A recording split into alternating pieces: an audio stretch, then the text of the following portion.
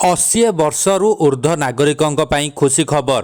ଓଡ଼ିଶାରେ ସାମାଜିକ ସୁରକ୍ଷା ଭତ୍ତା 3,500 ଟଙ୍କାକୁ ବୃଦ୍ଧି।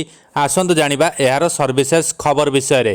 ରାଜ୍ୟ ବଜେଟ୍ ଉପସ୍ଥାପନ କରିଥିବା ମୁଖ୍ୟମନ୍ତ୍ରୀ ମୋହନ ଚରଣ ମାଝୀ ଏକ ବଡ଼ ଘୋଷଣା କରିଛନ୍ତି।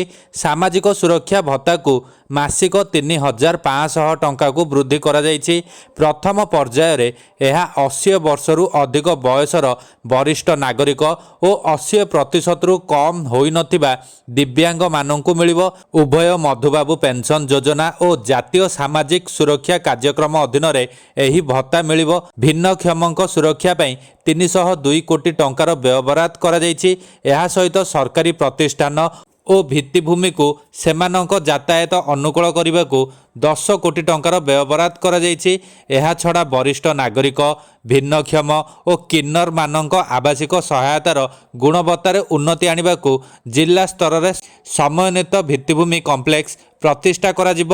ଅନୁସୂଚିତ ଜାତି ଓ ଜନଜାତି ବର୍ଗର ଉନ୍ନତି ପାଇଁ ଟ୍ରାଇବାଲ ଓ ଏସ୍ଏସ୍ସି ସବ୍ କମ୍ପୋନେଣ୍ଟସ୍ ଅଧୀନରେ 64,457 କୋଟି ଟଙ୍କାର ବ୍ୟୟବରାଦ କରାଯାଇଛି। ଆଦିବାସୀ ଗ୍ରାମଗୁଡ଼ିକର ବିକାଶ ପାଇଁ 5 ବର୍ଷରେ 500ଟି ଗ୍ରାମକୁ ଆଦର୍ଶ ଗ୍ରାମରେ ପରିଣତ କରାଯିବ। ସେହିପରି ମୁଖ୍ୟମନ୍ତ୍ରୀ ଜନଜାତି ଜୀବିକା ମିଶନ ପାଇଁ 200 କୋଟିର ବ୍ୟୟବରାଦ କରାଯାଇଛି।